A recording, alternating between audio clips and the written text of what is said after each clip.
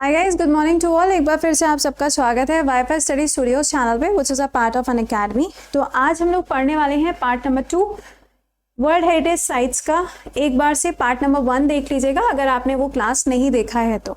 Class को शुरू करने से पहले आपको कुछ बातें बता देते हैं जो आपके अनअकैडमी के स्पेशल क्लास से जुड़ी हुई हैं। सेशन के लिंक को एक बार से लाइक और शेयर मार दीजिएगा। सबसे पहली चीज़ तो ये है कि आपका करंट अफेयर्स का जो क्लास है वो सुबह 7 बजे हो गया है, जहाँ पे आपका रेलवे, आपका एसएससी एंड वीडियो के एग्जाम को अभी सबसे ज़्यादा फोकस किया जा रहा है। तो प्लीज़ इस सेशन में ज़रूर से हाज़िरी दिया करें। यही यूट्यूब पे ही आपका क्लास होता है। अनअकैडमी के जो आपके स्पेशल क्लासेस हो रहे हैं उसके शेड्यूल को एक बारी से लिख लो। सुबह 10:15 बजे आपका जो क्लास होता है वो स्टेट का जीके आपको पढ़ाया जा रहा है थ्योरी के फॉर्म में। नेक्स्ट क्लास जो आपका होता है वो होता है दोपहर में 1:30 बजे, जहाँ पे आपको हम पढ़ा रहे हैं साइंस के चैप्टर वाइज क्वेश्चंस, जो आपका प्रॉपर रिवीजन भी कराता है। शाम को 4 बजे आपका टेस्ट होता है, जिसके अंदर आपको 25 सवाल पूछे जाते हैं, जो प्रॉपरली डेडिकेटेड है आपके ग्रुप डी के लिए और अपकमिंग जो आपका वीडियो का एग्जाम है उसके लिए। तो ये क्लासेस हैं आपके, इनको मिस मत किया करिए, दे आर वेरी इंपॉर्टेंट। चलिए अच्छा शुरुआत करते हैं। सेशन के लिंक को एक बार से शेयर मार दीजिएगा। और हाँ, अगर आपने पार्ट 1 नहीं देखा है तो प्लेलिस्ट बनी हुई है, उसको आप देख लीजिएगा। अगला जो है मैंने आपको कल आधे पढ़ा दिए थे, आधे आज पढ़ा देते हैं। Mountain railway of India. Mountain railway of India आप ये देख सकते हो, ये आपको कहाँ मिलेगा? कालका, शिमला एंड ये जो नीलगिरी दार्जिलिंग वाले एरियाज हैं यहाँ पर। क्या मतलब है इसका? इसका मतलब ये है दार्जिलिंग हिमालय, नीलगिरी एंड कालका शिमला, ये 3 जगह जो हैं इनको बोला जाता है माउंटेन रेलवे ऑफ इंडिया, और इन तीनों को रखा गया है हेरिटेज साइट के अंदर। इंपॉर्टेंट है, तीनों के तीनों नाम आपको पता होने चाहिए कि इसके अंडर में कौन कौन से जो नाम हैं उनको इंक्लूड किया गया है। अगला, अच्छा यहाँ पे जो आपको ईयर्स हैं वो लिखे हुए नहीं मिलेंगे। इसका रीज़न है, यहाँ से किसी का भी ईयर आपसे नहीं पूछा जाता, ठीक है। चलिए नेक्स्ट पे आते हैं, कुतुब मीनार। तो कुतुब मीनार के ऊपर जो सवाल बनता है वो ये पूछा जाता है कि ये जो आपकी हेरिटेज साइट है इसको किसके द्वारा बनवाया गया था।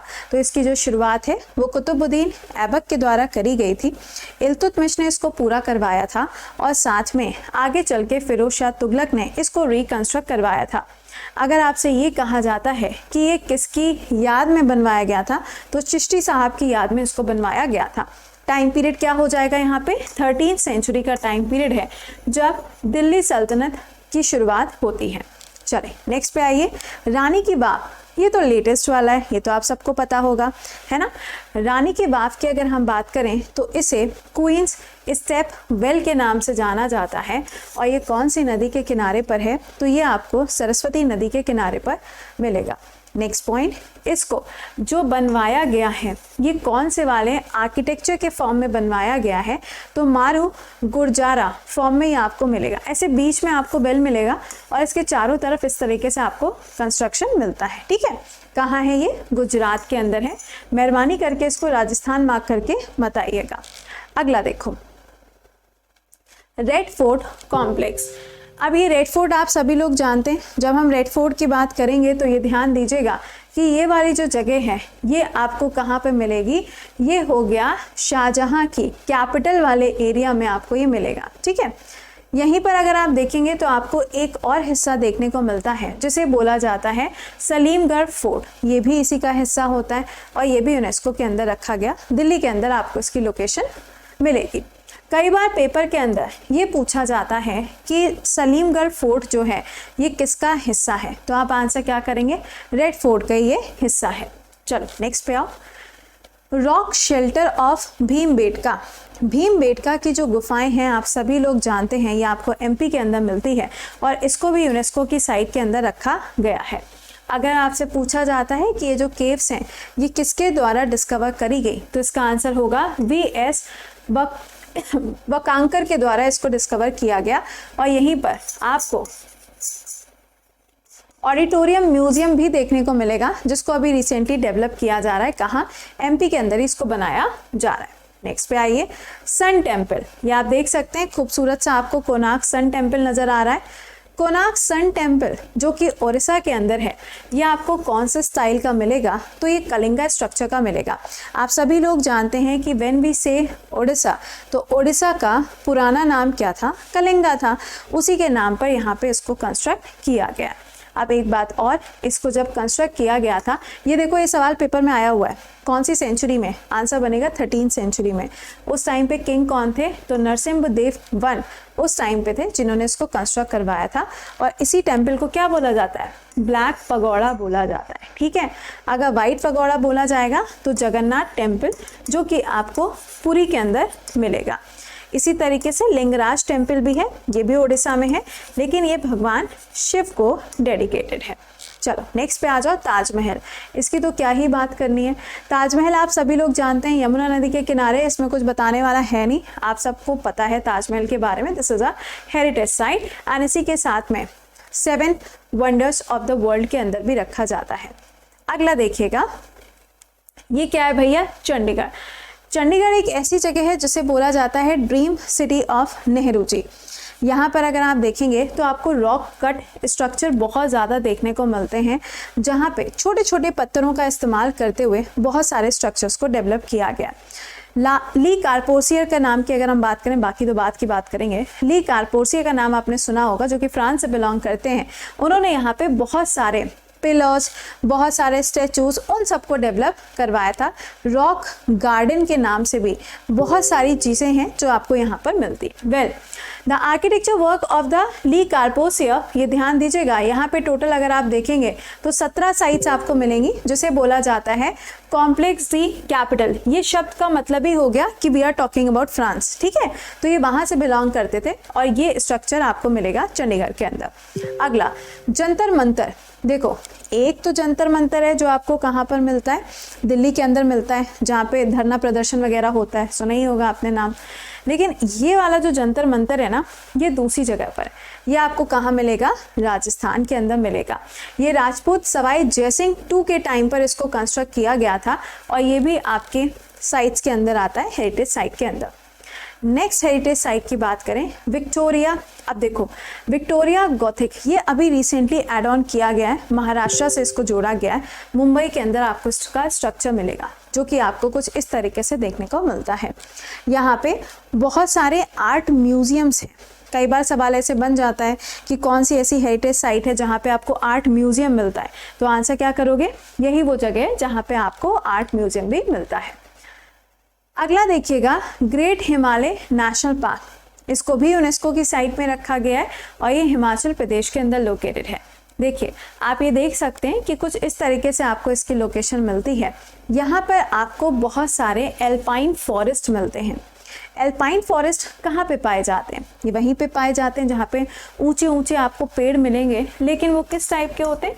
इस तरीके से पॉइंटेड टाइप के होते हैं, क्योंकि हिली एरिया आ जाए ना, टेम्परेचर कम होता है, स्नोफॉल होती है वहाँ पर, तो यहाँ पे आपको एल्पाइन टाइप के जो फॉरेस्ट वगैरह हैं वो आपको यहाँ पर मिलते हैं। Great Himalayan national park Himachal Pradesh के अंदर इसको भी ऐड किया गया। अगला, काजीरंगा नेशनल पार्क।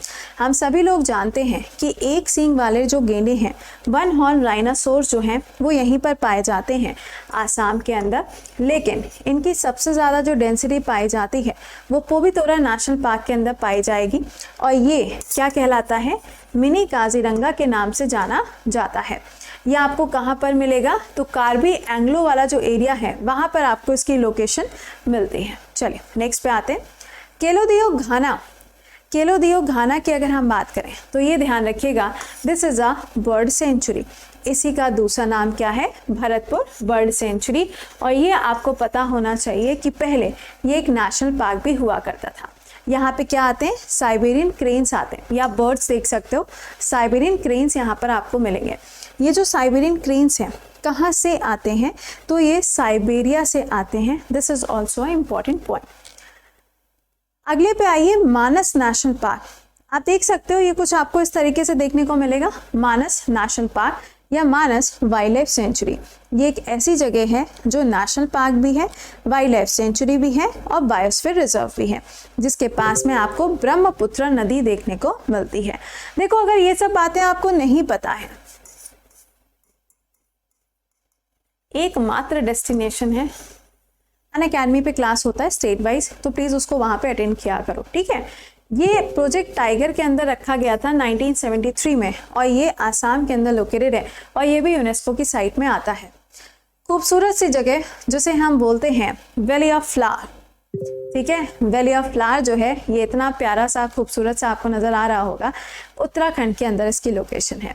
यहाँ पर आपको बहुत सारे डिफरेंट फ्लावर्स मिलते हैं, लाइक ऑर्किड भी आपको यहाँ पर मिलता है, जबकि ऑर्किड स्टेट ऑफ इंडिया किसे बोलते हैं, अरुणाचल को, बट यहाँ पे भी ऑर्किड वगैरह पाए जाते हैं। तो ये जगह आपके यूनेस्को की साइट के अंदर आती है। अगला सुंदरबन। सुंदरबन वाली जो जगह है यहाँ पे आपको मैंग्रोव फॉरेस्ट देखने को मिलते हैं। एंड सेकेंडली ये जगह इसलिए भी जानी जाती है क्योंकि वेस्ट बंगाल के अंदर ये लोकेटेड है, और यहाँ पे रॉयल बंगाल टाइगर्स पाए जाते हैं। अभी हाल ही में बुक्सा टाइगर रिजर्व चर्चा में था क्योंकि यहाँ पे रॉयल बंगाल टाइगर देखा गया था, ऑल्दो वहाँ पे पाए नहीं जाते हैं बट वहाँ पे देखा गया था। अगर ये नहीं पता है तो अभी 2 दिन पहले मैंने क्लास लिया है नेशनल पार्क्स का थ्योरी का, उसको देख लेना, इसी 5 बजे के क्लास की प्लेलिस्ट में आपको मिल जाएगा। अगला वेस्टर्न घाट। दिस पार्ट कई बार पेपर में सवाल बनता है इंडिया का हॉटस्पॉट, तो हॉटस्पॉट वाली जगह कौन सी हो जाएगी, यही वाली हॉटस्पॉट की जगह है जहाँ पे आपको क्या मिलते हैं, बहुत सारी स्पीशीज फ्लोरा और फौना आपको देखने को मिलेगा। ये कौन सी जगह है, वेस्टर्न घाट है। This is a great biodiversity, क्योंकि यहाँ से विंड्स आती है ना इस तरीके से जो मॉनसून को लेकर आती हैं, तो यहाँ पे वैसे भी बारिश जो है वो काफ़ी अच्छी खासी आपको मिलती है, ठीक है। नेक्स्ट आइए कंचनजंगा। ये एक लौता है जो आपको मिक्स्ड कैटेगरी में मिलता है। मिक्स्ड कैटेगरी का मतलब है कल्चर भी है, कल्चर के साथ ही साथ में यहाँ पर अगर आप देखेंगे तो ये आपकी टूरिस्ट प्लेस भी मानी जाती है। ऑब्वियस सी बात है कि टूरिस्ट प्लेस है। इंडिया का हाईएस्ट पीक जो कहा जाता है वो कंचनजंगा ही है, अगर हम यहाँ पे अनडिस्प्यूटेड क्वेश्चन में लिख दें तो। सेकेंडली ये जो जगह आप देख रहे हैं ये आपको सिक्किम के अंदर मिलेगी, ये बायोस्फीयर रिजर्व भी है, ठीक है। चलिए नेक्स्ट पे आते हैं, काकतीय डायनेस्टी। अभी मैंने आपको कल बताया था रामप्पा टेम्पल जो है इसको 13th सेंचुरी में बनाया गया था। ये 48th नंबर की साइट है। काकतीय डायनेस्टी के टाइम पे इसको कंस्ट्रक्ट किया गया। इसको एक और नाम से जाना जाता है, 1000 पिलर्स के नाम से भी इसको जाना जाता है, जहाँ पे अगर आप देखेंगे तो फ्लोटिंग ब्रिक्स भी आपको देखने को मिलते हैं। ये काफ़ी इंपॉर्टेंट फीचर है, ठीक है। चलिए नेक्स्ट पे आते हैं, धोलावीरा। सभी लोग जानते हैं गुजरात के अंदर आपको ये मिलेगा, कच्छ डिस्ट्रिक्ट के अंदर इसकी लोकेशन है, और इसको डिस्कवर किया गया था जगतपति जोशी जी के द्वारा। कौन से ईयर में, 1968 में। सेकेंडली ये ध्यान रखिएगा कि ये आपकी सिंधु घाटी सभ्यता को भी दिखाता है, यानी कि इंडस वैली सिविलाइजेशन को भी ये दिखाता है।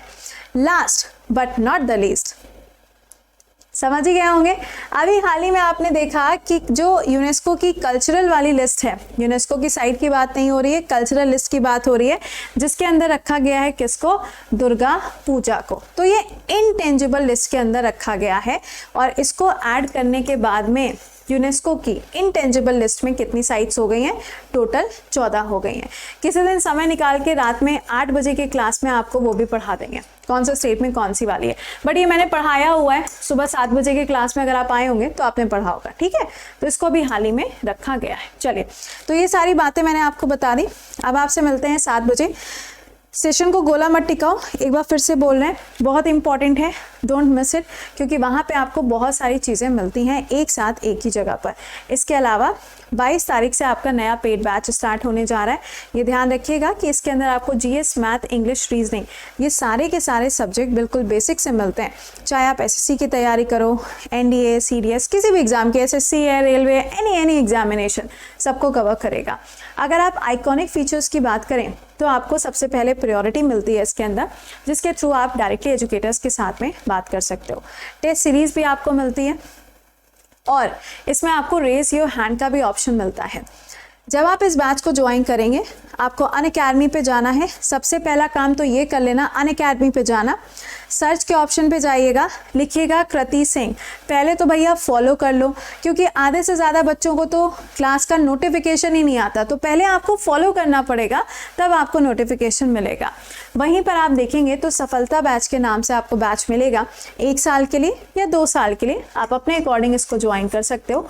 कोड लगेगा प्रति 10, जिसके बाद में ये अमाउंट्स आपके 10% कम हो जाएंगे और फिर आप इजीली इसको ज्वाइन कर पाओगे। ठीक है, चलिए तो आपसे मिलते हैं अभी 7 बजे के सेशन में। टिल देन खुश रहिए, मुस्कुराते रहिए, bye bye and take care guys.